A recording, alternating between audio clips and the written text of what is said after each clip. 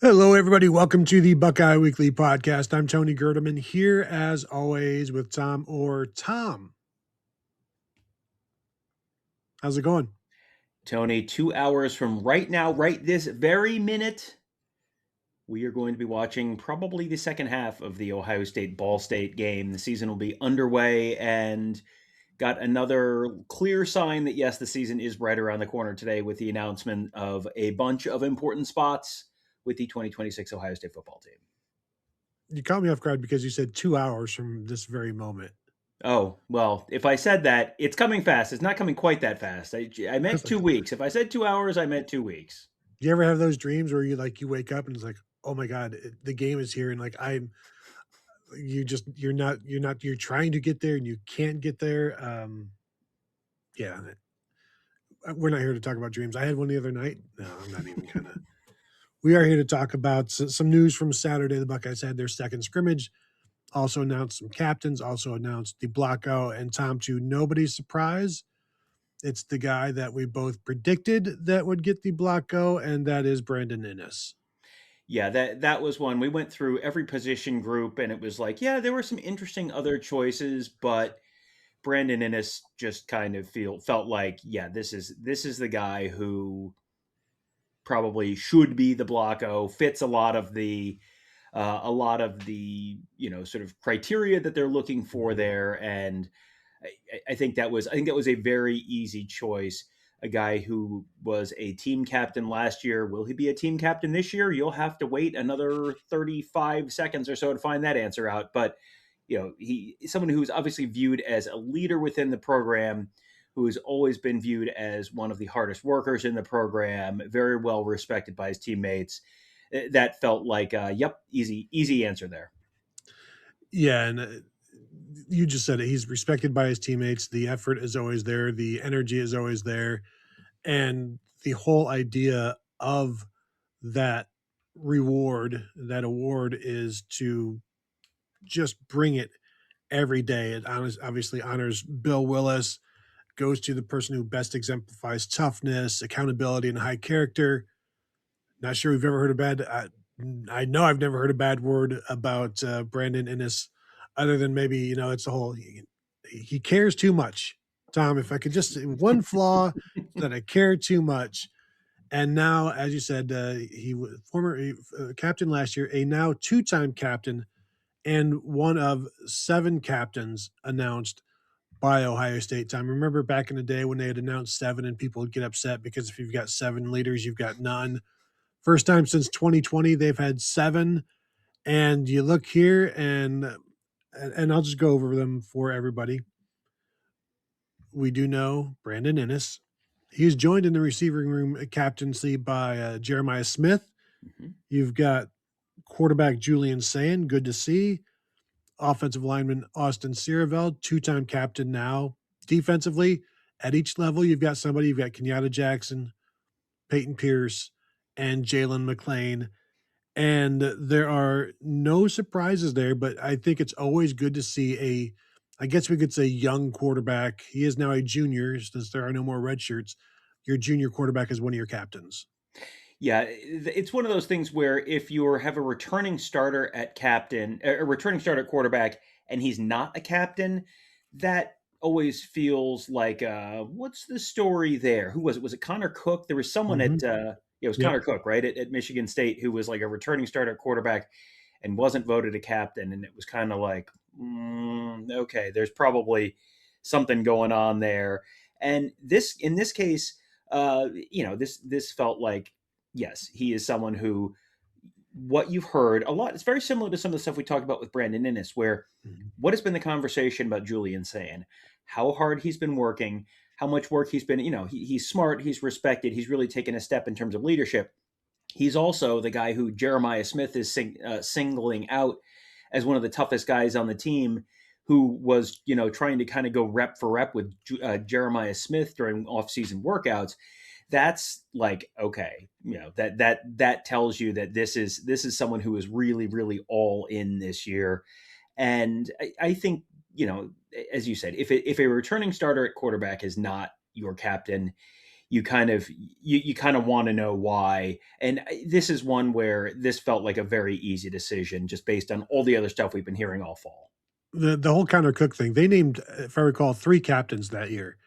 And just to avoid the fact that people are still citing Connor Cook, who was the Mm-hmm. 2015 quarterback for Michigan State, like just go ahead and name a 4th and make it your quarterback, and then people will never talk about him again. But Julian saying, you mentioned the toughest player. Mickey Marotti told Jeremiah Mm-hmm. that Julian saying is the toughest player on the team, and that's certainly when you hear that about your captain, either it says something about your quarterback or it says something it says something about everybody else. And let's just go ahead and assume it says something about the quarterback, because if it says something about everybody else, let's just assume he's talking. This means something about the Cali Cool quarterback Mm-hmm. and not everybody else. But Jeremiah Smith has always operated. Um, I wouldn't say as a captain, but he's never operated like anything other than a professional. And so then, certainly you're not going to make him a freshman captain, but he was an Iron Buckeye as a freshman and sophomore. And so, yeah, like the idea that he's the captain, now he's got his voice, and I think Mm-hmm. that was what everybody was waiting for. So, seeing that, was there, if you look, like maybe there could have been, you could have thrown Luke Montgomery, you could have thrown Carson Hinsman in there as Mm-hmm. well. But with the 4 guys that they got on offense, that makes complete sense to me. Right. You've got 7 captains and 4 of them on offense, and I think people are might look at 7 and say, no one's going to say not enough captains. That whoever if there's a negative response to that, it's going to be too many captains. So you can't have more than that. But if you want to do, we were doing team photo phrenology Mhm. earlier in the week, looking at that, and the 7 people closest to Ryan Day in the team picture were all named captains. How about that? What are the odds? And the 2 people just outside those 2 were Luke Montgomery and Carson Hinsman, and right outside them were Bennett Christian and Jermaine Matthews. So I mean, these are the kind of like this is kind of the group that you would be choosing your captains from. And the fact that they have 4 captains on offense and several others who would be considered probably very worthy of the honor of being a captain, I think that just to me indicates, yeah, this is a really veteran team on offense with a lot of respected players who are coming back and who have already kind of proven themselves and now are expected to take on bigger leadership roles.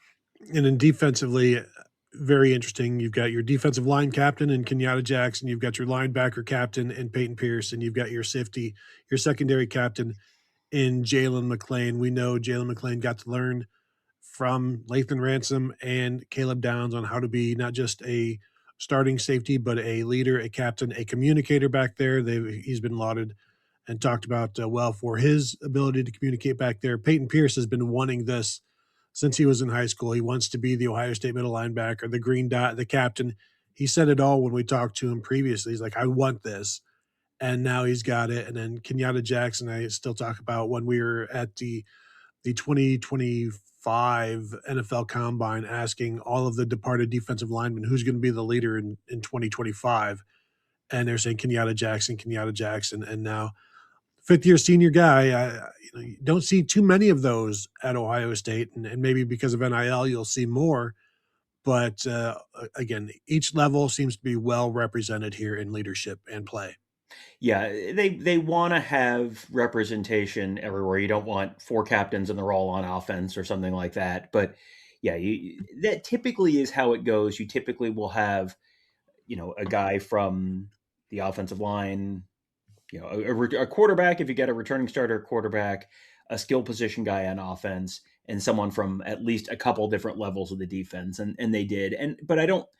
You look at the guys this year, and there's nothing where you look and you go, well, boy, they really had to shoehorn someone in there. These are all guys who I think would, when we were thinking about who might be captains this year, if you put together a list of 10, these 7 Mhm. guys were absolutely on there, and no reaches in there.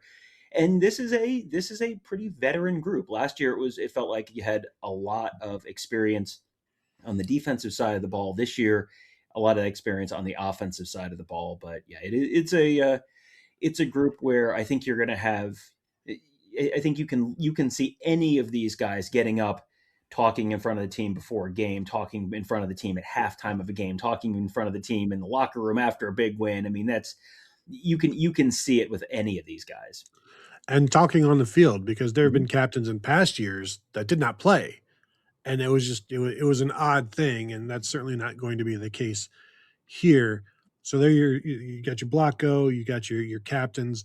In terms of Saturday was the second scrimmage of fall camp. Working on getting some reports on what went on.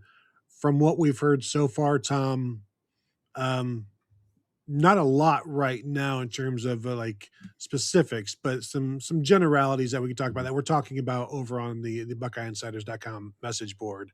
Anything that you want to throw out there?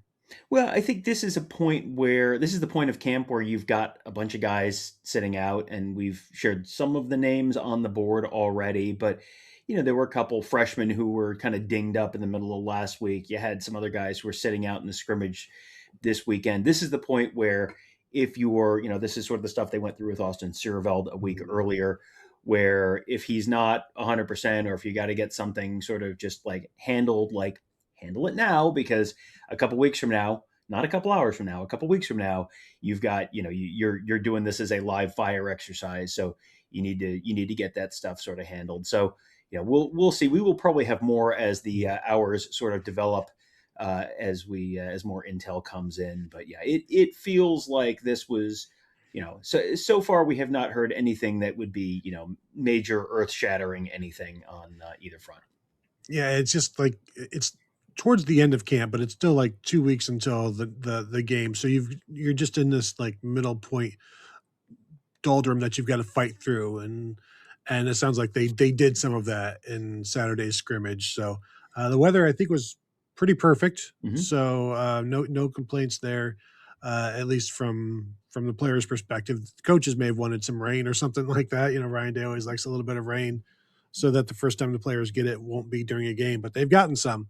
They've gotten plenty of rain, I'd say, in this fall camp here in Columbus. Anything else that you wanted to touch on that we have not? We wanted to make sure everybody got the news on the captains in the block go. No, I think we've kind of covered the big news of the day so far, but we may have, as we said, we Yeah, will probably have some more to share with you later on in the evening on the Buckeye Insiders board. absolutely. So there you go. If you're watching, hit that thumbs up. We would appreciate it. Subscribe to the channel if you have not yet done so.